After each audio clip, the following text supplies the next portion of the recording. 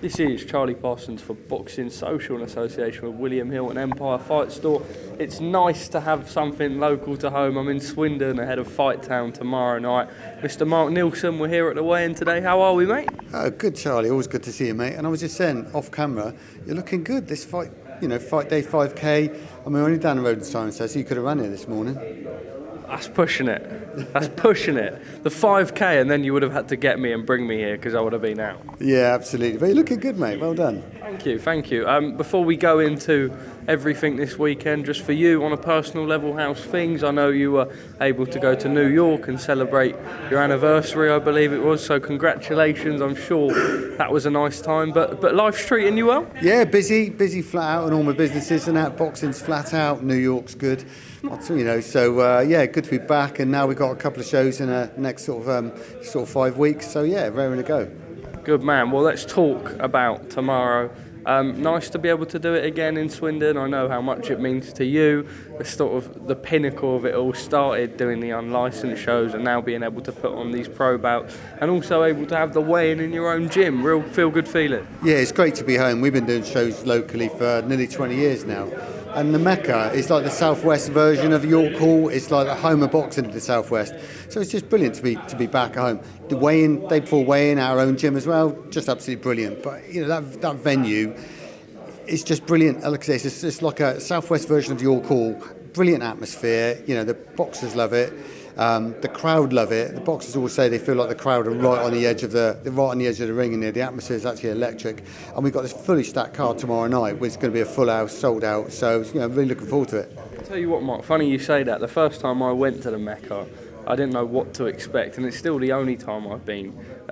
But what a venue for boxing, right? Like really, really good. I think everyone in there will have a good view of the ring at all times. There's a great atmosphere, good bars. It's a nice venue. It was great, isn't it? It's a great Art Deco roof on it, balcony staging. We fill it up with 1,500 people, and the atmosphere is brilliant. It feels like a low roof, but absolutely brilliant. Perfect for boxing. Great atmosphere. I'm stood up in the ring before the title fights, and it's just you can see all the the silhouettes of all the crowd, and it's just brilliant. Absolutely great venue. Let's talk a little bit about the show. The man behind me, Tom Brennan, who I've been doing a little bit of training with. I know Shabir Howdry, who sells good tickets. He's a bit of a late addition. Lewis Roberts as well. Do you want to just sort of give us a little run through? Yeah, well, the main event is Lewis El Gordito Roberts. El Gordito is sort of, I think, Spanish for fat mouse. So I think he came in overweight on an amateur fight once, so that stuck. But what it does is give him a sort of like a ring persona now. So he comes in with a sombrero, there's a mariachi band in the crowd. And, a bit like I mentioned about being stood in the ring, you're looking at a silhouette of sombreros. He sells hundreds of tickets, so it's great. But in all seriousness, this is his seventh fight now. He's going into his first 8-rounder against a really tough Tanzanian who's had like 34 fights, but 18 of those wins have been by knockout. This is his 7th fight. He's fighting an 8-rounder against somebody who's had more knockouts than he's had wins. So he's really up against it. But his team just want to push him forward now. He's done his learning fights. He's done his apprenticeship. Right, now let's crack on. And in his division at the bantamweights, there's some titles not too far away. So really big year for him, but massive test. Massive test. Their team think they've got this guy's number, but we'll see tomorrow night. But it'd be great, So that's main event. We've got Tom Brennan, chief support, Southern Area eliminator. Onyanyani is just like a really tough, durable fighter. Great sort of 50-50 fight. It's what these sort of shows are about. These sort of fights you'll see should be on the undercards of the big TV fights. They're going to be better than some debut against some Lithuanian window cleaner, if you like. But we need more of these, and this is what makes, in a venue like the Mecca, absolutely brilliant. And as you mentioned, we've got Shab Haidri, the Afghan warrior, who comes out in full Afghan tribal gear, sells massive amounts of tickets. The atmosphere is absolutely electric. But we've got some of our own regulars as well. Got our own welterweight, Brad Ingram, undefeated, moving on. Kieran Flanagan, featherweight, coming on. We've got Jack Bannister making a debut. Lloyd Farrington, ex-amateur star, won multiple national titles and regional titles. He's looking really exciting. So we've got, a full card, really, really stacked. Great night of boxing. And, Swindon, first show here since the back end of last year. They always turn out in numbers. It's going to be a full house. Absolutely looking forward to it. We've just come off a York Hall show last month, selling out the venue. and the venue's saying it's the busiest show they've had for years, and we actually sold out the place, and then we come back to Swindon. It's not as prestigious as the York Hall.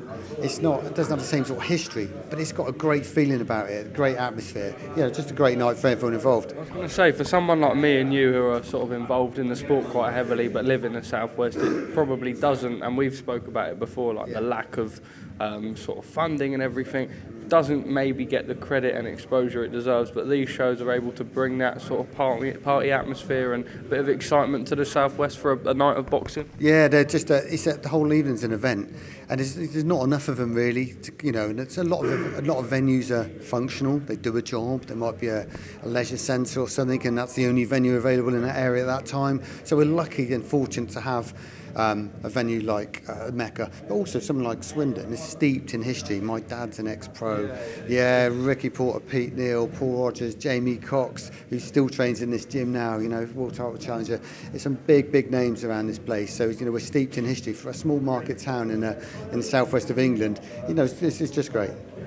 Mark, let's sort of reflect on 2023 so far. Ups and downs, I'm sure, in a boxing perspective, but happy with how things are going? Oh, over the moon. We ended up with 12 shows last year, multiple ones in London, Liverpool, Oxford, Bracknell, Gloucester, Swindon. I think we made a mark. I mean, we did our first show this year at York Hall, and it was a sellout. A year before that, we hadn't done a show inside London. So shows how far we've come. We're established now. Everyone knows who we are. We've made lots of good contact. We know who we can deal with, who we don't want to deal with. We're still learning, we're still growing, but it's been a fantastic year. If I was to go back a year ago and think this is where you are a year later, will you take it? 100%, all day long. So we're looking to just push forward again this year. No rush to be breaking records on numbers of shows. We just want to get the depth of the quality of the shows, to make sure the ticket buyers getting value for money, make sure we're getting opportunities for all our fighters. We're signing more and more fighters as well as the Neilson Boxing brand is growing. I think we've signed 3 this month. Watch this space for some news about coming out, but I've got some real talent. And these aren't guys who are going to go on the road. These are guys who are all undefeated ex-amateur champions who've got some real potential. So, we're in a really, really good place at the moment. Moving forward, the rest of 2023, I believe at the start of the year you put out like a provisional schedule of how many shows you wanted to have, etc. I know sort of cancellations and ups and downs at times, but moving forward in good stead for what the sort of... Yeah, so the schedule's looking really busy. We're back out again, York Hall next month, and we've got a full schedule for the back half of the summer as well. So it's a really good place. But we've got a lot of slots there as well that we may be adding to. We're looking at a nice big Liverpool show the other side of the summer with Jack McGann. He's out next month defending his IBO European, which he won on our sellout show back in March. So back out probably in Liverpool. There's other gaps that we're going to be filling as we go along. But it's going to be a busy year for us and the boxers. Mark, sort of on the world of boxing as a whole, but sort of linked into you, any sort of things that I know I always ask you sort of about, I know you do a lot with WBM, etc., but are there any things that have surprised you since the sort of London takeover as such? You're moving into different territories, I suppose you're dealing with maybe different people perhaps. We all know that boxing's a hard and brutal game, but anything that you can take out of it that's come as a surprise? I know it's something that you've been around your whole life. But anything that sort of sticks? It is interesting, so I've been in business a long time and I have lots of business in London. And the clients and the suppliers and the staff I deal with in London is the same as in the southwest. When it comes to boxing, it's a very different landscape. That was Mickey Duff said, if you want loyalty, buy a dog. Very much the case in London. And I think it's perhaps because they've got so much choice. There are so many gyms, so many boxers, so many shows, so many promoters. So it's a very different dynamic. You don't have the same sort of loyalty. It's if you sort of like work with a trainer or a manager and agree to put their fighter on a number of your shows over the year, anywhere we've done historically in the southwest, that's a bit, apart from an injury or something, some surprise, that's gonna happen. In London, that handshake doesn't really mean a great deal. Yeah. It does for me. It's worth more than any contract. But on the other side, it's like, we've had lots of situations, they agree to put their fighters on, fight for a certain title at a certain time, and then they pop up another poster. They offered an extra tenner. Oh, right. And that's what we've learned with London. So, that's, if you know what you're dealing with, you can work with it. And we know, and I've been around long enough to be able to deal with these people. So it is very different. We accept that. But, we can work in that environment, and we're going to move forward, and we're going to keep excelling. And these other promoters, we're going to just push them aside and rise to the top. Just finally from me on this front, before I ask you about a few things to do with the world of boxing, for you, sort of family is very important. You've got Kyle who does your matchmaking. Whenever I come to a show, there's always friends and family about helping out, etc. You're able to create and give those opportunities. How important is that for you? You sort of, as much as you're doing this and you love boxing, but you're able to give back. Kyle being able to sort of operate in here and turn boxing into his job, that must be something that's very special. Oh, it is, absolutely. What the biggest thing as well is that you can trust the people that you're working with. I've got a lot of family working with me on the team. I've also got people who are like family, who are not actually blood family, but feel like it, and that's what the business is like now. And you can't buy that kind of loyalty. I feel great. I'm able to give the opportunity. They've still got to do the job. As you touched on, Kyle does all our matchmaking. And this day and age, this is a tough job. Far different to it was pre-COVID. It's a thankless task. If they all turn up and they all fight and it all goes well, they don't even get any recognition. If it all goes wrong, they're the first ones to get the finger pointed at them. And also, and the managers and the trainers, they think they know how easy it is, but it's a tough game. So, I've got family involved, but they're all doing a job first and foremost. I'm proud of all of them, and they do a great job. But like I said, we've got a fantastic team, and even though they're non-blood family, feel like we're all part of this Neilson Boxing family. So it's, it's a great time, great feeling. That's how it should be, and that's where the success is definitely going to come. As you're aware, we have a little chinwag in the car on the way down. I was with Eddie yesterday, and sort of a few points that I sort of maybe want to take out of that interview and discuss with you. It looks like, actually, you know what, before I go any of that, Tyson Fury, Steve Bunce gave me a very funny analogy when I spoke to him in Dublin. He said, when I posted a picture of my Guinness, it got more views than Tyson Fury's callouts. Now, this is no disrespect to Tyson, but are you, and I say this and I've been saying this a lot, are we getting a little bit tired of it all now? Last week he was fighting Jay Opataya and Dempsey McKean and John Jones and Usyk and Joshua, and then he said he was not going to call anyone out, and then yesterday he's calling Joshua a pussy again and all this and all that. Are people starting to get a bit bored of it all? Who am I to tell him how to handle his PR? But, he ended up last year breaking records and in the Dillian White, and people were talking about it last year. I mean, if AJ had sort of like made some of the decisions and made some of the announcements that Tyson, he would have got crucified for them. It seems, coming up to last year, Tyson was untouchable. Anything he said or did. But I do think people are getting a little bit tired of it. I think he needs to back it up a little bit. But I did see an interview. He's running out of options, isn't he? He needs to fight. He hasn't fought for 6 months now. Needs to get a date in. Looks like AJ's got his own plans now. They're not falling for it. I think it wastes an awful lot of time. But I think he just, I don't know. He's starting to lose a little bit of the faith and the confidence from the public. So needs to be careful. But I don't know. He's going to announce a big fight and break records again. What do I know? I'm only a promoter. So Frank Warren yesterday has pleaded that 258 and Matchroom will reconsider their thoughts on the Tyson Fury date. When I spoke to Eddie, it's his communication with Anthony Joshua is like he's been tied up mentally with trying to fight this guy for so long, and it's never happened. We've been in these negotiations time and time again. Can we really believe it's real? Do you understand that? Like, it seems like they're going to go August 12, Dillian White, and then go for that fight with Wilder in Saudi. If that's guaranteed, you can sort of understand why they wouldn't want to halt their plans elsewhere to try and cater to this Fury fight, which we don't know really if it's going to happen. Well, I think, the AJ of old was always looking at legacy, unifying all the titles, going down in history. I think he knows, because doesn't hold any titles now, that, to try and unify or anything it's all about the money. And I think he can make more money from what they say about, a Dillian White and a Deontay Wilder in Saudi. And Tyson, I think there's no guarantee. They get that name gets thrown in the mix so often. Is he going to waste time when he's already got a set plan? So I understand. I think it's always a case of AJ needed Tyson Fury, but I think Tyson Fury probably needs a bit of AJ now, because if he doesn't get an AJ fight, who does he fight for big money?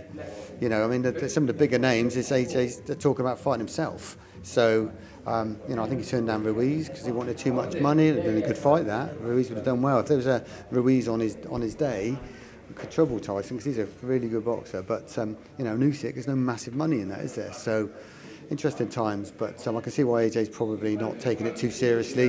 It's hard though, if because Tyson's saying one thing one week and it changes by the week and calling out different people, and this week it's AJ, and now you're in mug for not taking it. Well, you can understand his frustration, but if he's already got a plan and it's all about the money, well, he's got his 2023 set for him already, AJ. So interesting to see what Tyson, I don't know where he's going to go next if there's no AJ. Who's on the line for him? So just picking up on that point, obviously he's been out the ring since December. It's not a massive amount of time for a heavyweight, but then the fact that he's not got a fight date announced, it maybe looks like if he is going to fight, it's going to be September, to then turn around to Alexander Usyk in Saudi Arabia in December, if that happens. If he doesn't manage to get an interim fight, you're having to fight Alexander Usyk 12 months away from the ring. And like Eddie said to me yesterday, he will believe he beats Usyk. It's still a very tricky fight. I said, after I watched Usyk beat AJ at Tottenham, I think it was, I said, I think Usyk can beat him. I got slated on social media for that. I actually think he can cause him some trouble. I mean, Tyson Fury is just too big, too long, whatever. Literally just where we were. And I saw Usyk, and I just think that he can cause Tyson an awful lot of trouble. But I think Tyson can adapt, but then Usyk can adapt. So my money would be on Usyk. Controversially, I'm sure I'm going to get a lot of shit for that, but I think Usyk could do it. You've given me the title that delivered like last time, Mark. A lot of people are just going to comment based off the title, but look, we're bringing the views to the Fight Town. Just finally from me, we saw that Eubank Smith 2 was announced, and now Liam Smith's pulled out of that fight with an injury. I've been told yesterday that they're very close to making Ben Eubank out in Abu Dhabi.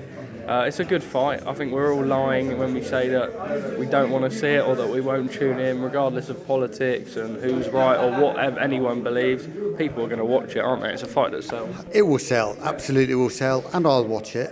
I don't think it's right. I think Conor Benn needs to clear his name with the British Boxing Board of Control. He needs to get this all sorted out. There's a stain.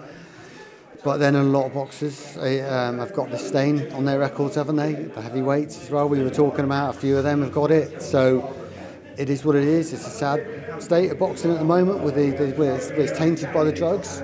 But do you know what? I'll still watch it. I'll still want to watch that fight. It's still a great fight. But I just hope that I wish that Conor would sort it out with the British Boxing Board first. It does look like in recent times he's starting to mellow a bit and starting to actually. I think he's provided them with the information. UKAD are now looking into it and board are looking into it. So maybe they're looking. But what happens if they look at it and they give him a 12-month ban before that fight goes ahead? Can he still fight in Abu Dhabi? Because that means if UKAD have to operate with Wilder, World Anti-Doping, and then there was a big article going around that while he's under suspension, the fight is not allowed to go on. But I don't think the parties seem to be too worried as long as sort of UKAD are handling things. I don't know how it'll work. Well, if I was working abroad with a boxer who was on a drugs ban and I promoted that show, I'm a British Boxing Board of Control licence holder, I'd be pulled up in front of them and I'd be in an awful lot of trouble. But, who knows how it's going to happen. So it'd be interesting to see. Hopefully, I'd like to see the fight, but I'd like to see Conor cleared first. Mark Neilson, always a pleasure. We look forward to your show tomorrow night. Just a final message, are there any more tickets available? Yeah, some left on the door, but getting there early. The doors open at sort of 5:30, first fight 5:45. Tickets are flying out, but it's going to be the best night of boxing in the South West scene for a long time. Make sure you're down to Mecca tomorrow. Swindon ahead of Fight Town always delivers. Mark Neilson, as always, thank you very much for your time.